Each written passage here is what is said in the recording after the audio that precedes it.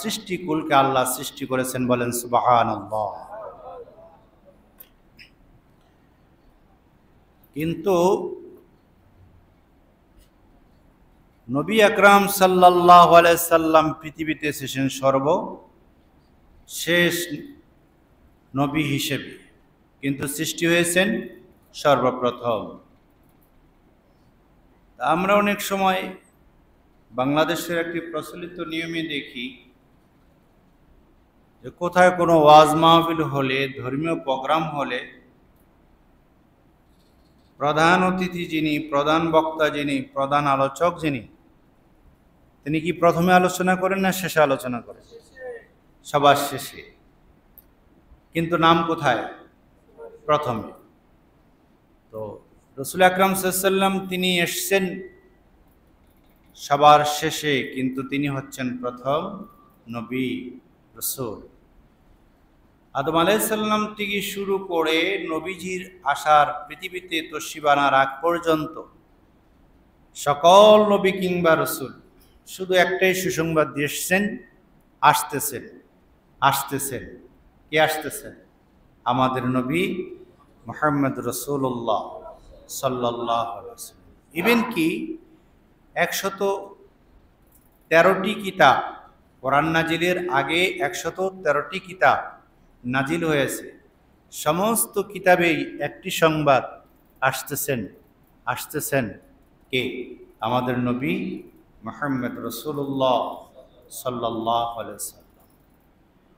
তিনি যখন আসতেছেন আসতেছেন গোটা বিশ্বের সকল সৃষ্টিকুলের প্রতি, যখন সৃষ্টিকুলের মাঝে যখন এই শুভ আগমন জানানো হলো, তখন সকলের মধ্যে একটা আগ্রহ, উদ্দীপনা, আকাঙ্ক্ষা, আসতেছেন আসতেছেন। কে?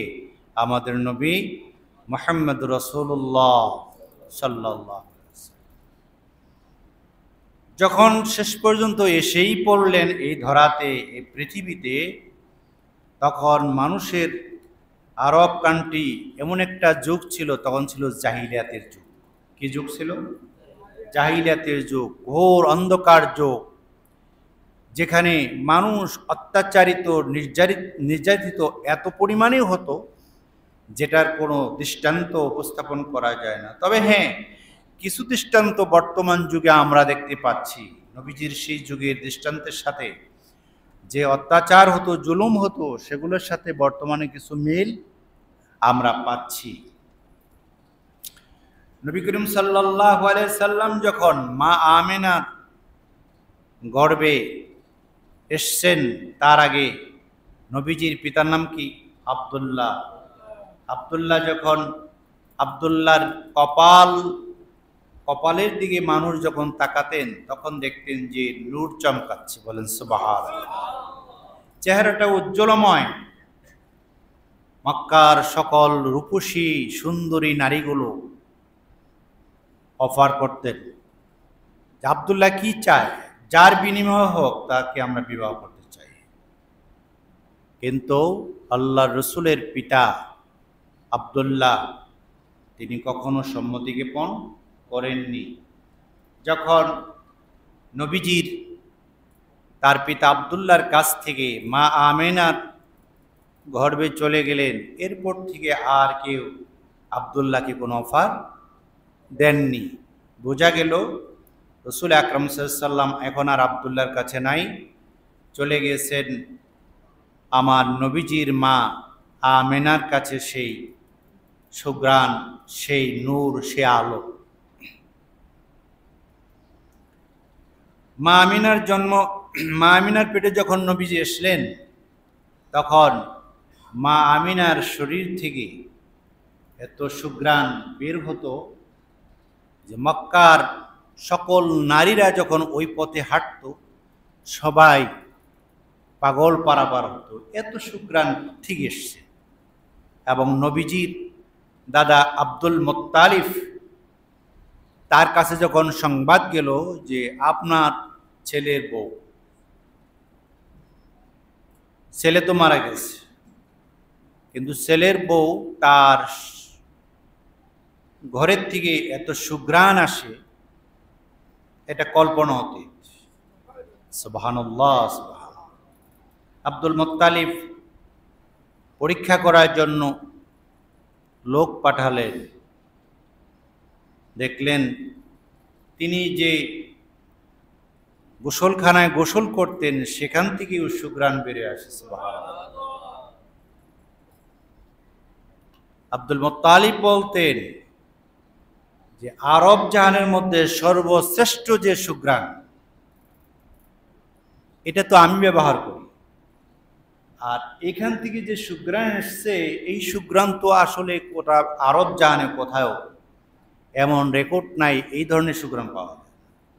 তার মানে হচ্ছে আল্লাহ রসুল পৃথিবীতে তশরিফ আনার আগেই জান্নাতের এই মেশকাম্বরের সুঘ্রাণ আল্লাহ মা আমেনার গোটা ঘামের সাথে, গোটা শরীরের সাথে, গোটা ঘরের মধ্যে আল্লাহ তাআলা আলোকিত করে দিয়েছেন। সুবহানাল্লাহ।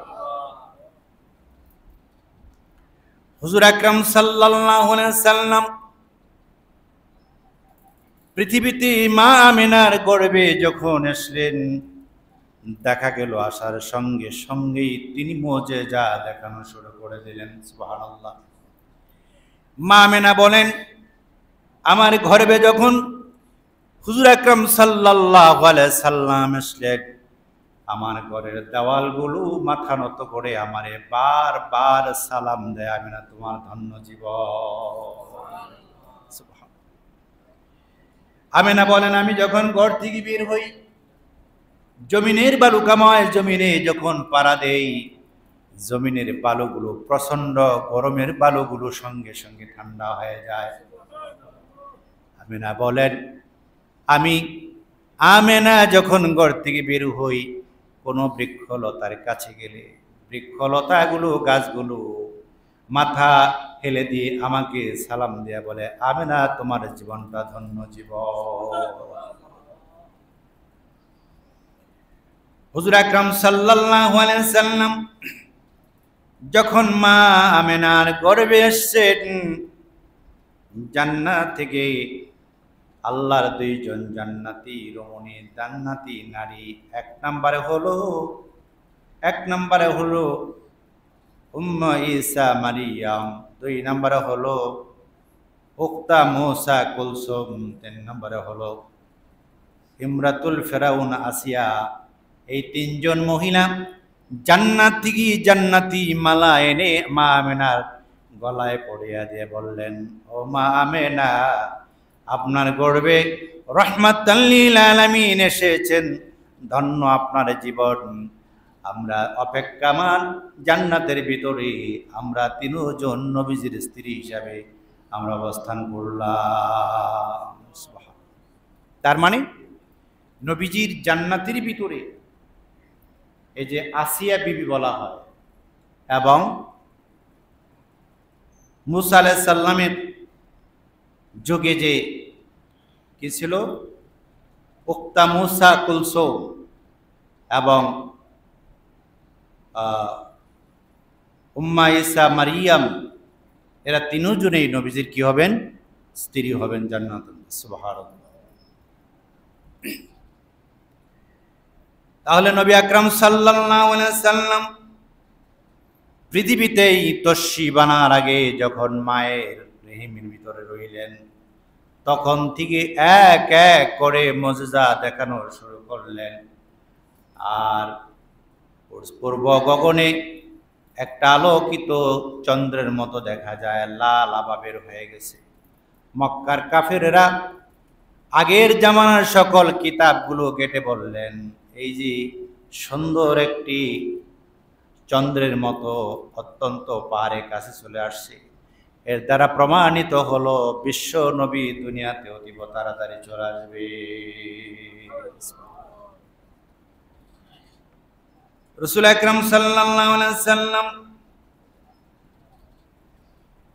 তার আগমনে আম্মা জান মা আমেনা যখন পানির জন্য কোনো কূপের কাছে যেতেন, কূপের পানি অনেক নিচে ছিল, যেটা রশি দিয়ে আস্তে আস্তে তোলা লাগতো। মা আমেনা যখন পানির জন্য যেতেন, সাথে সাথে পানি অত্যন্ত হাতের কাছে অটোমেটিকলি চলে আসতো। মুজিজা, পানির জবান খুলে যেত। মা আমেনা, আপনি পানির জন্য কেন কষ্ট করে এসেছেন? শুধু বলবেন আমরা পানি উতরি আপনার ঘর পর্যন্ত পৌঁছে যাব। রহমাতুল লিল আলামিন আপনার দরবারে এসেছে, আমরা তো আর কূপের মতো অবস্থান করতে পারি না। সুবহানাল্লাহ। নবী আরবি সাল্লাল্লাহু আলাইহি সাল্লাম দুনিয়ায় আসার মুজিজা, মা আমেনা যখন কূপের কাছে পানির জন্য যেতেন, মক্কার রমণীগুলো, মক্কার নারীগুলো দৌড়াইয়া মা আমেনা বলতো, অপেক্ষা করেন, আপনি বসে থাকেন, আপনি থাকলে কূপের পানি অটোমেটিকলি উপরে উঠে যায়। সুবহানাল্লাহ। কূপের পানি উপরে উঠে যায়। আমরা সবাই মিলে লাইন ধরে পানি নেওয়া শেষ হলে তারপর আপনি ঘরে যাবেন। সুবহানাল্লাহ বলতেন না? নবী আমার এমনি করে রহমাতুল লিল আলামিন হিসাবে পরিচয় দিলেন মায়ের গর্ভে থেকেই। বলেন সুবহানাল্লাহ। মা আমেনা বলেন, পৃথিবীতে যত সন্তান মানুষ ধর্ম ধারণ করে, গর্ভধারণ করে, সন্তান পেটে থাকলে ব্যথা হয়। নবীজি যখন থেকে আমার উদরে এসেছেন, ব্যথা কি জিনিস আমি কোনোদিন একটি মুহূর্তের জন্য কোনোদিন অনুভব করতে পারি নাই। মা আমেনা বলেন, যখন আমার নবী দুনিয়ার বুকে তশরিফ এনেছেন, আমার জন্মের পরে আমি কোনো জন্মগ্রহণের সময় কোনো কষ্ট পাই নাই। যখন নবীজি দুনিয়া আসলেন, আসিয়া বিবি, মরিয়ম বিবি, এরা সবাই জান্নাত থেকে জান্নাতি বিছানা নিয়ে মা আমেনার ঘরে এসে হাজির হয়ে গেছেন। সুবহানাল্লাহ। মা আমেনা বলে, যখন নবীজিকে আমি দুনিয়ার বুকে ভূমিষ্ঠ করলাম, দেখতে পেলাম নবীজির শরীরের মধ্যে তাকাইয়া মনে হয় জান্নাতের মেশকাম্বর দিয়ে, জান্নাতি পানি দিয়ে গোসল করাইয়া সবে মাত্র আমার সামনে তুলে ধরল, এটা মুহাম্মদ রাসূলুল্লাহ। নবী বলেন, মা আমেনা বলেন, আমার নবী, আমার সন্তান মুহাম্মদ রাসূলুল্লাহ সাল্লাল্লাহু আলাইহি সাল্লাম যখন আমার গর্ভে থেকে বের হলো, আমি তাকায়া দেখলাম নবীজিকে আল্লাহর পক্ষ থেকে খতনা করানো আছে। কোনো প্রকারের দুনিয়ার কোনো খতনা দরকার নাই।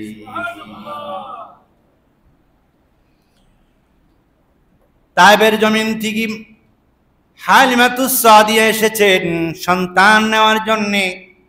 খবর পেলেন বাবা নাই, সন্তান নিয়ে লাভ হবে কি? কারণ অর্থ সম্পদ পাওয়া যাবে না, সবাই গড়ে যায়। মা হালিমা একবার সন্তানের মুহাম্মদ সাল্লাল্লাহু আলাইহি সাল্লামের দিকে তাকালেন।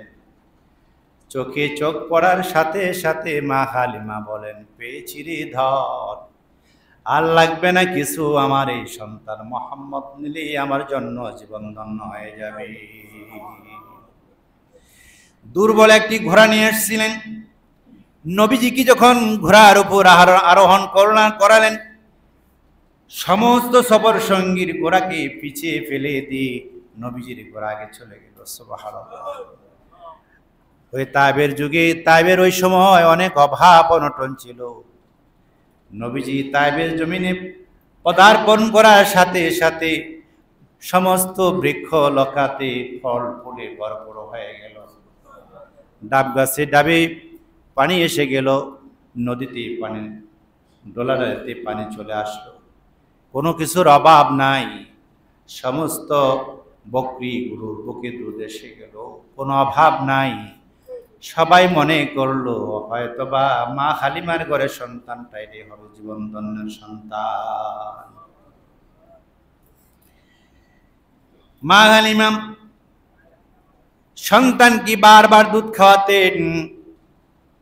সব সময় নবীজি একটা স্তনের দুধ খেতে মুজিজা দেখানো শুরু করে দিল। বারবার মা হালিমা আরেক স্তনের দুধ খাওয়াতে চান। নবীজি বাসায় বুঝে দিলেন, মা আমার দুধ পায়ের জন্য ওইটা দুধ রেখে দিয়েছি, আমি একটা স্তনের দুধ খেয়ে আমি আমার জীবনটার ধন্য করতে চাই। মুজিজা। এই জন্য নবী আরবি সাল্লাল্লাহু আলাইহি সাল্লাম তার মুজিজা বর্ণনা করতে গিয়ে হযরত আনাস রাদিয়াল্লাহু তাআলা তিনি বর্ণনা করেন, নবীজির জীবনে আমি দেখেছি, আমি একদা আমার নিজের দস্তরখানাতে আমি খাবার খাচ্ছিলাম, আমার দস্তরখানাটা টান দিয়ে নবীজি আমার দস্তরখানাতে কিছু খাবার খাচ্ছিলেন। হযরত আনাস রাদিয়াল্লাহু তাআলা বলেন, আমার জীবদ্দশায় যতবার আমি ওই দস্তরখানাতে খাবার খেলাম, আমি জীবনে কোনোদিন দস্তরখানার পানিটা ধুই নাই রে। সাহাবীরা বলতো, এ আনাস, ঘটনা কি বুঝি না, দস্তরখানার সমস্ত ময়লা সহ তুমি আগুনের মধ্যে ফেলে দাও, সমস্ত খাবার উচ্ছিষ্ট খাবারগুলো পুড়ে যায়, আর দস্তরখানাটা সুন্দর আবার নতুন ধোয়া একটা নতুন রূপে দাঁড় হয়ে একটা দস্তরখানা তোমার সামনে হাজির হয়ে যায়। কারিশমা বুঝলাম না রে আনাস, একটু বলে দেবে নি কোথা থেকে পেলে তুমি এই নিয়ামত? আনাস রাদিয়াল্লাহু তাআলা বলেন, এ নবীর সাহাবী, না না, এটা আমার কোনো কারিশমা না, এটা হলো নবীজির হাতের দেওয়া একটা নিয়ামত।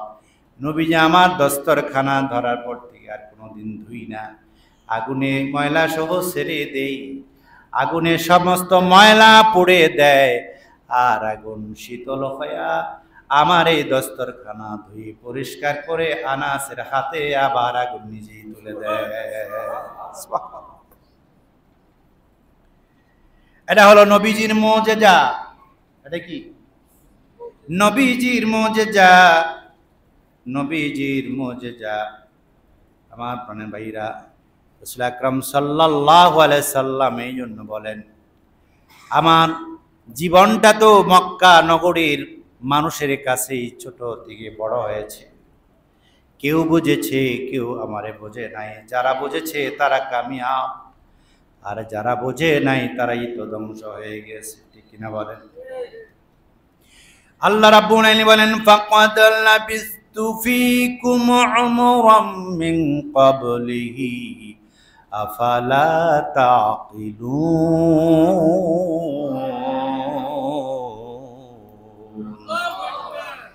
আল্লাহ রাব্বুল আলামিন বলেন, নবী তুমি বলে দাও, নবুয়ত পাওয়ার আগ পর্যন্ত দীর্ঘ সময় তোমাদের মাঝে আমার জীবনটাকে অতিবাহিত করেছি, আমার সব সময় তোমরা কাছে ছিলে, আমি তোমাদের কাছে ছিলাম, কিন্তু নবুয়ত পাওয়ার আগ পর্যন্ত সবাই তোমরা আমারে রাহমাতাল লিল আলামিন বলে ডেকেছো, আমারে ভালোবেসেছো।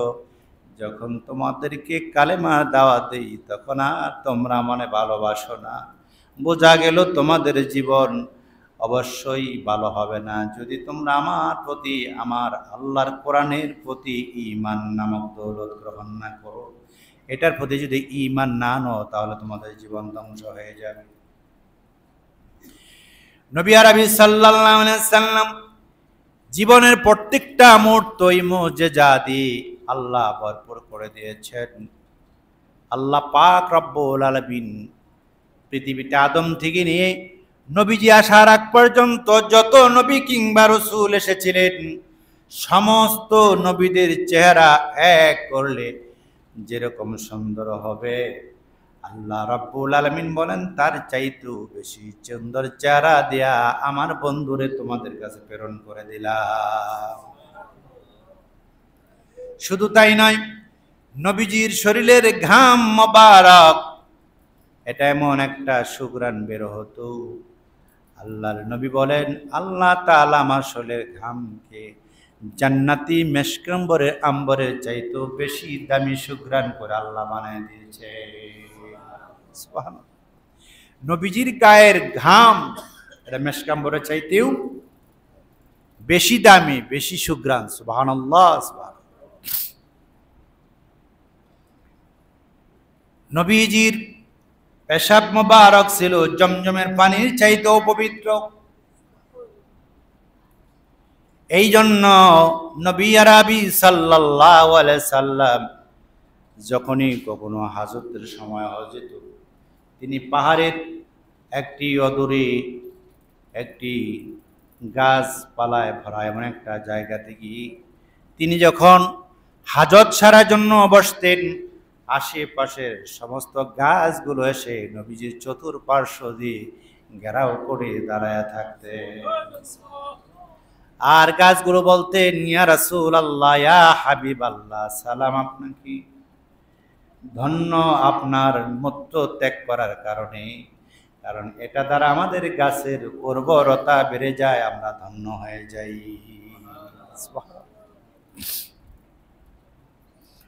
হুজুর আকরাম সাল্লাল্লাহু আলাইহি ওয়াসাল্লামের মুজিজার অভাব নাই।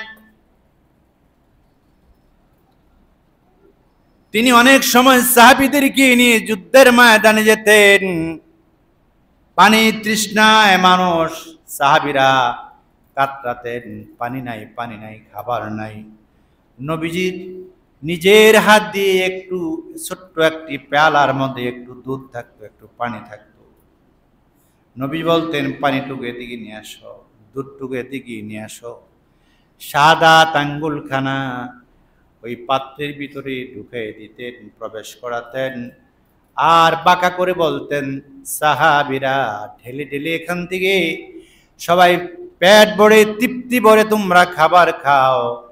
সমস্ত সাহাবীদের খাবার শেষ হওয়ার পরে নবীজির সাদা আঙ্গুল তুলে ফেলতেন, দেখতেন আগের জায়গাতেই দুধ যতটুকু ছিল, পানি যতটুকু ছিল ততটুকুই রয়ে গেছে, এক বিন্দু পরিমাণ কমে নাই। মুজিজা। সমস্ত সাহাবীরা খেতেন। এরপরেও কখনো একটু চুল পরিমাণও সেখান থেকে একটু পানি কমতো না, দুধ কমতো না। নবীজি রাস্তা দিয়ে হেঁটে যেতেন, আকাশের মেঘমালা নবীজির উপরে দাঁড়ায় যেতেন, ছায়া দিতেন, বলতেন, আহলান সাহলান মারহাবা ইয়া রাসূলুল্লাহ, ইয়া হাবিবাল্লাহ, ধন্য আমাদের জীবন মেঘমালা, আপনাকে পেয়ে ছায়া দিয়ে রাখতে চাই, আমাদের জীবনটাকে আমরা ধন্য করে দিতে চাই। মেঘমালা নবীজিকে চিনেছেন। রাস্তা দিয়ে নবীজি হাঁটতেন, বৃক্ষলতার সামনে গেলে বৃক্ষলতাগুলো পায়ে সিজদায় পড়ে যেতেন। নবীজি রাস্তা দিয়ে হেঁটে যেতেন, উটগুলো দৌড়ে এসে নবীজির কদম মোবারকে সিজদায় পড়ে যেতেন। সুবহানাল্লাহ, মুজিজা। নবীজি এইভাবে অসংখ্য মুজিজা দেখিয়েছেন। নবী আরবি সাল্লাল্লাহু আলাইহি সাল্লাম এত গুণ আল্লাহ রাব্বুল আলামিন দিয়েছিলেন, সমস্ত নবীদের চেহারাটা একত্র করলে যতটুকু লাবণ্যতা পায়, তার চাইতেও শত গুণ চেহারার লাবণ্যতা দিয়ে আল্লাহ রাব্বুল আলামিন আমার রাসূলকে দুনিয়ায় প্রেরণ করেছিলেন। এরপরেও কাফেররা নবীজিকে চিনল না, বরং নবীজির সঙ্গে শুধু দুশ্মনী করতেন। একদা কয়েকজন কাফের এসে নবীজিকে বললেন, মুহাম্মদ, আমরা তোমার কাছে কালেমা পড়ে মুসলমান হতে চাই, তবে আমাদের সামনে একটা জ্বলন্ত প্রমাণ তোমার দেখায় দেওয়া লাগবে। সেটি কি? বলতো, এই যে খেজুরের বিচি। কাফেররা পুড়তে একটি কি কয়লা বনে ফেলতো, আর এনে বলতো, এ মুহাম্মদ, কালেমা পড়ে মুসলমান হব, তবে যদি বলতে পারো আমার হাতে কি আছে, তবে আমরা কালেমা পড়ে মুসলমান হয়ে যাব। নবীজি বলতেন, আমি বলবো নাকি, তোমাদের হাতে যেটা আছে সেটাই বলবে। নবীজি শুধু সাদা আঙ্গুল দিয়ে ইশারা করতেন, ওই যে খেজুরে বিচি পুড়ে খারখার করে কয়লা বানানো হয়েছে, ওই খেজুরের বিচি তাই কাফেরদের হাত থেকে আওয়াজ দিত, লা ইলাহা ইল্লাল্লাহু মুহাম্মাদুর রাসূলুল্লাহ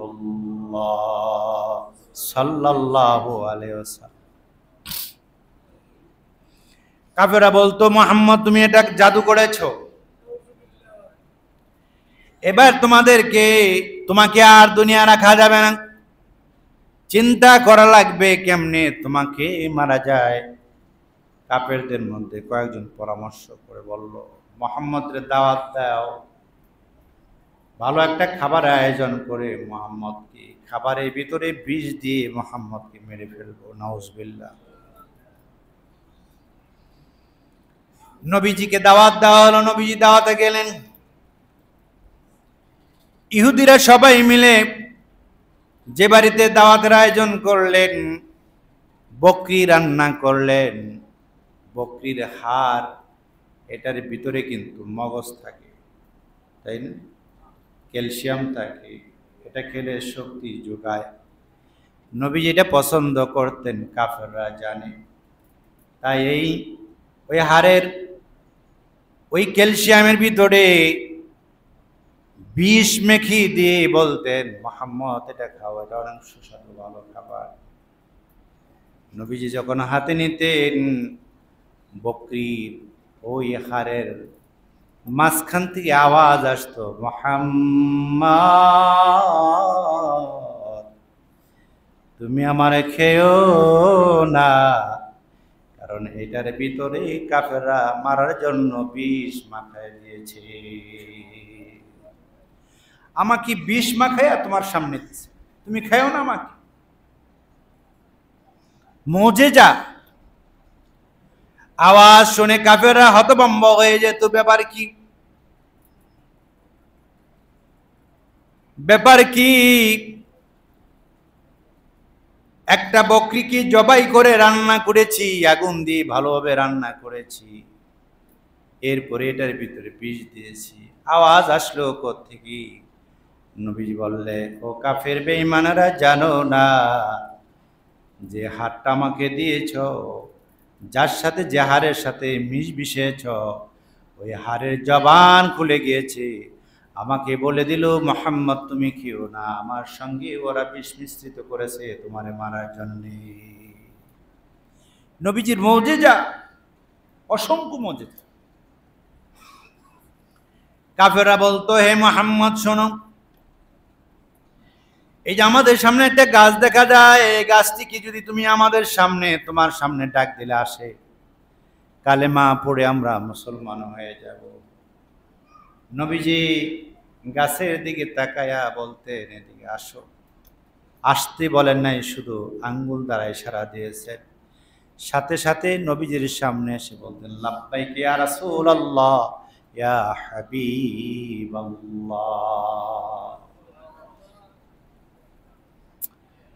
এজন্য মা আমেনা মাঝে মাঝে কষ্ট পাইতেন যে আজকে যদি মুহাম্মদের বাবা আব্দুল্লাহ থাকতো। অনেকেরই বাবা তারা কি করে বিভিন্ন বাগানে সন্তান নিয়ে ঘুরতে যায়, যায় না? বাজারে নিয়ে যায়, খেলনা কিনে দেয়। আজকে আব্দুল্লাহ নাই, আমার মুহাম্মদের খেলনাও করে নাই, খেলতে পারে না। আওয়াজে সেগুলো মা আমেনার কর্ণ করে, এ মা আমেনা তুমি কান্না করো না, তুমি সবেমাত্র শুধু আব্দুল্লাহর স্ত্রী হিসাবেই ধন্য করেছ, আর মুহাম্মদ সাল্লাল্লাহু আলাইহি সাল্লামের মা হয়ে ধন্য করেছ। তবে তুমি জানো না রে আমেনা, মুহাম্মদ তিনি সাধারণ কোনো লোক নয়, তিনি বলেন আমার বন্ধু মুহাম্মদুর রাসূলুল্লাহ।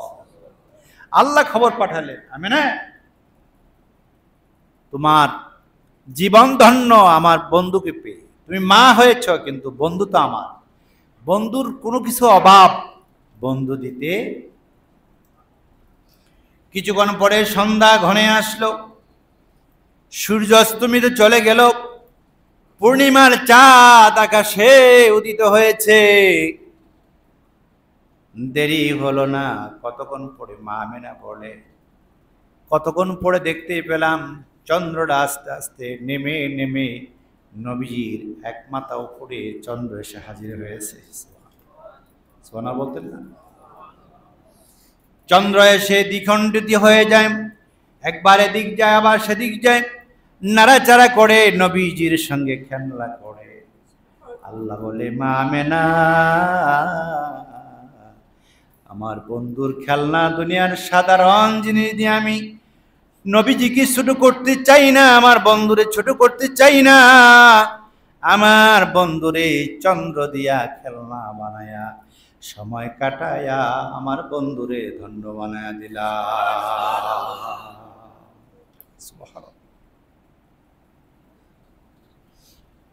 নবী আরবি সাল্লাল্লাহু আলাইহি সাল্লাম বসে আছেন। কাফিররা বলল, এ মুহাম্মদ, তুমি যদি আল্লাহর বন্ধু হও, দেশে কতদিন ধরে বৃষ্টি নাই, একটু দোয়া করো তো দেখি বৃষ্টি হয় নাকি। নবীজি বললেন, বৃষ্টির দরকার? জি হ্যাঁ, আমাদের বৃষ্টি দরকার। আকাশে মেঘ নাই, কোনো মেঘ নাই। নবীজি শুধু আকাশের দিকে তাকালেন, ঝুপ ঝুপ করে বৃষ্টি শুরু হয়ে গেল। সমস্ত কাফেররা আশ্চর্যান্বিত হয়ে গেল। নবীজি বললেন, এ কাফেররা, তোমরা কি জানো না আল্লাহ তাআলা আমার নাম দিয়েছেন রাহমাতুল লিল আলামিন।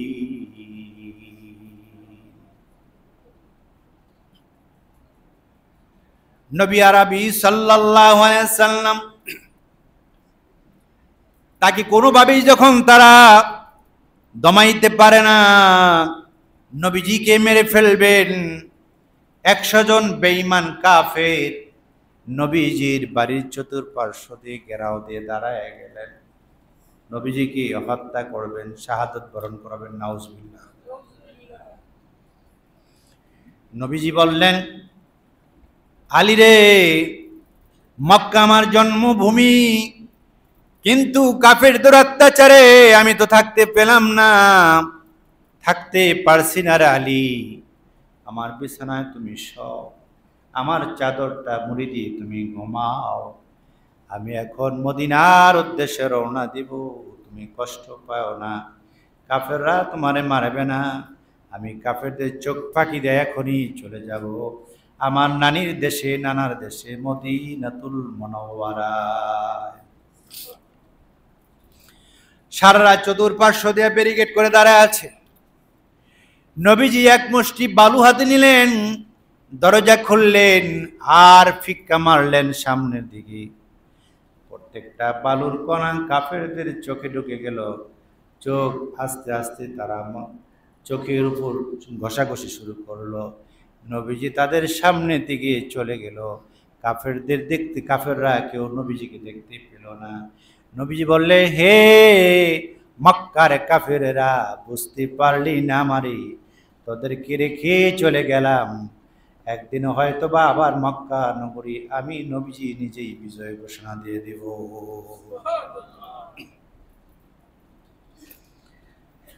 এটা হলো নবীজির মুজিজা। নবীজি যাচ্ছেন আবু বকর রাদিয়াল্লাহু তাআলা আনহুকে নিয়ে। হিকমত খাটাইলেন, হিকমত।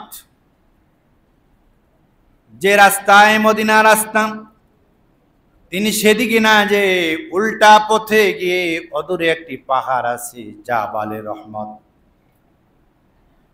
জাবালে সুর, জাবালে নূর, পাশাপাশি দুইটা পাহাড়। হাজী সাহেবরা যারা গিয়েছেন তারা দেখেছেন। জাবালে সুর পাহাড়ের উপরে উঠে আবু বকর এবং নবীজি দুইজন একটি গুহার ভিতরে আশ্রয় নিলেন। গুহার ভিতরে ঢুকতে দেরি আর মাকড়সা উপর দিয়ে জাল ফেলে দিতে দেরি করলো না। সুবহানাল্লাহ।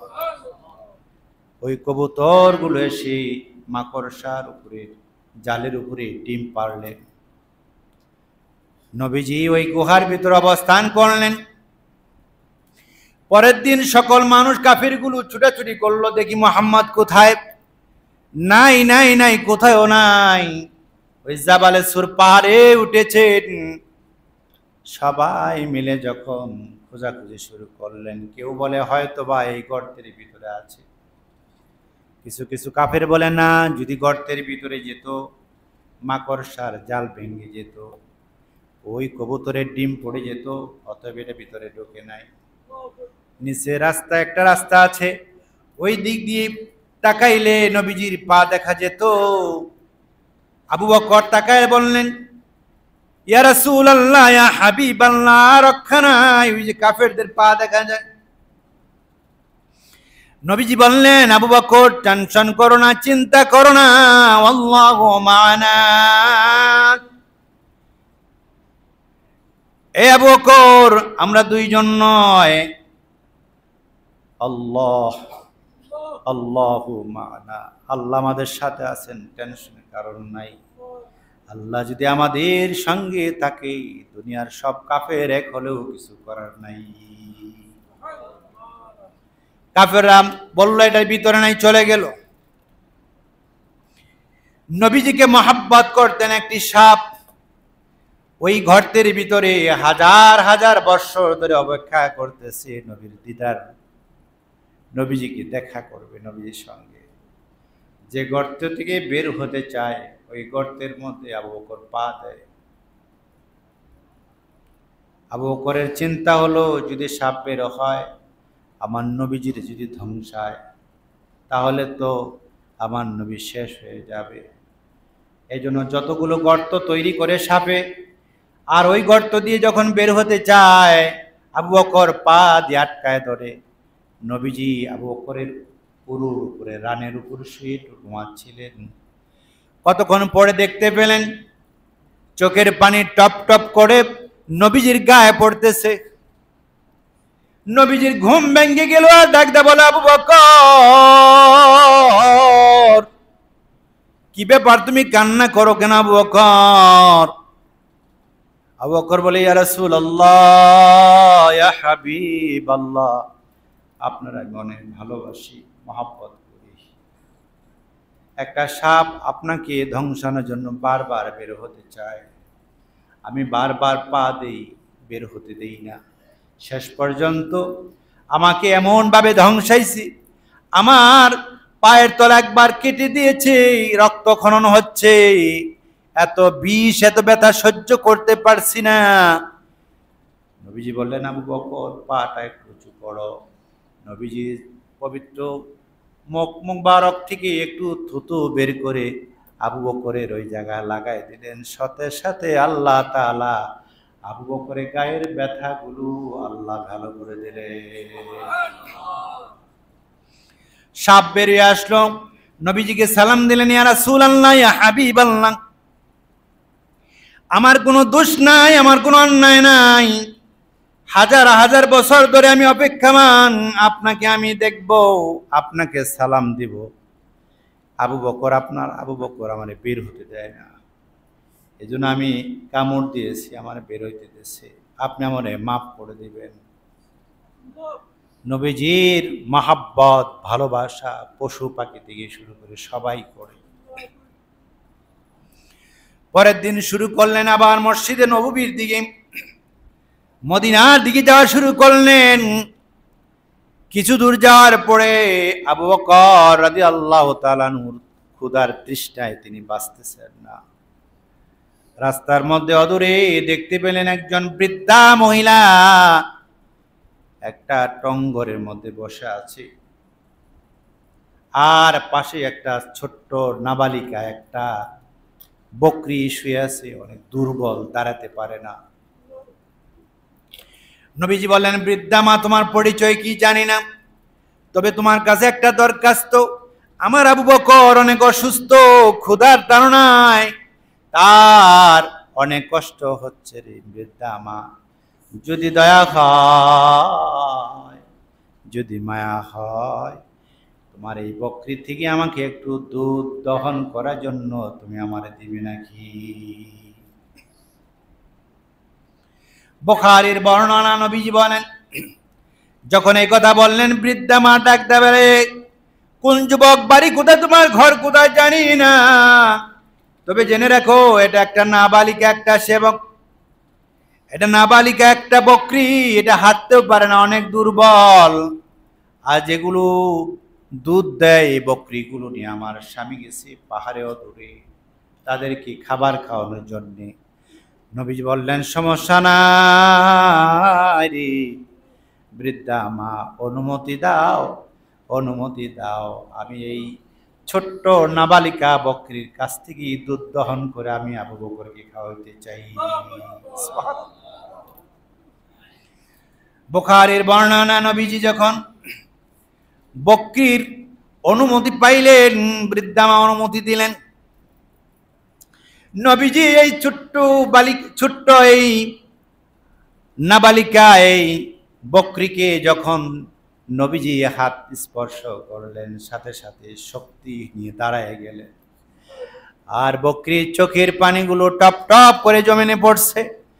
আর বকরি আওয়াজ দা বলতেছি, ইয়া রাসূলুল্লাহ, ইয়া হাবিবাল্লাহ, দীর্ঘদিন ধরে মালিকের কাছে দরখাস্ত করি, মালিক আমি অসুস্থ, হাঁটতে পারি না, হয়তোবা যে কোনো সময় আমার মৃত্যু হয়ে যাবে। আল্লাহ তোমার কাছে আমার আশা, একবার হলো বিশ্ব নবীজির চেহারা মোবারক দেখা না দেখায়া তুমি কবর জগতে দিও না। আমি বকরি আজকে ধন্য হলাম, নবীজি আমার বুকে দুধ দহন করেন। নবীজির হাত মোবারক দিয়ে তিনি দুধ দহন করলেন, অনেক দুধ হলো, আবু বকরকে পেট ভরে খাওয়ালেন।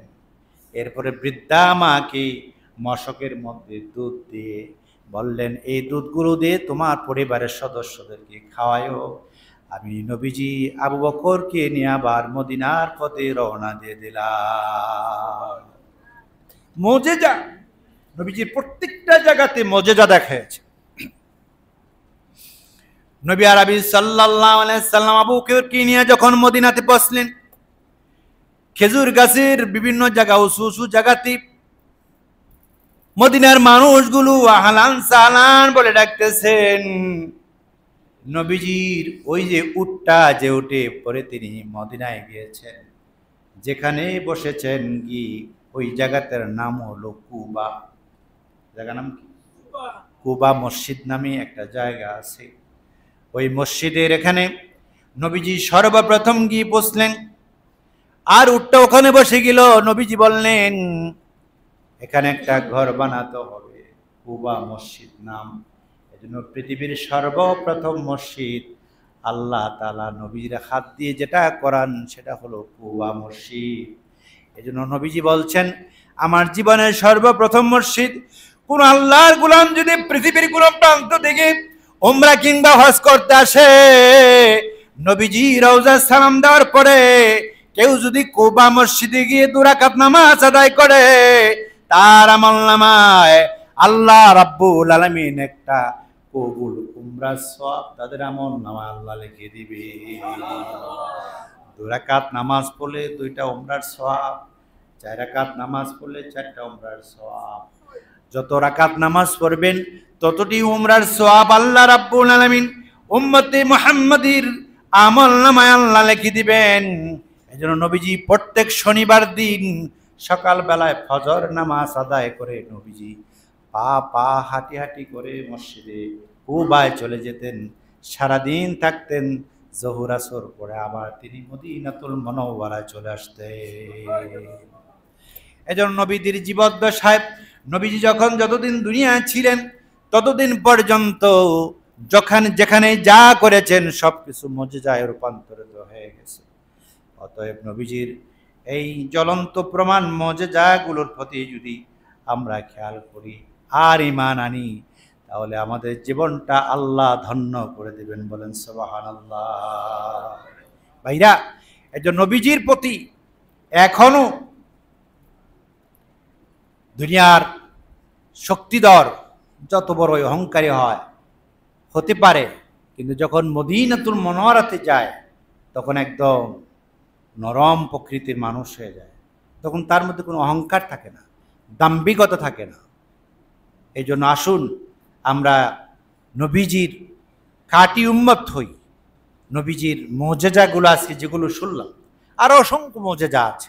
জুমার দিন সংক্ষিপ্তটাই, এজন্য যে কথাগুলো বললাম এগুলোর প্রতি পূর্ণ ঈমান আস্থা রেখে রসুলকে আমাদের জীবন চলার মডেল হিসাবে আমরা মেনে নিয়ে আমরা খাঁটি উম্মত হয়ে যেন কবরে যাইতে পারি, বলেন আমিন।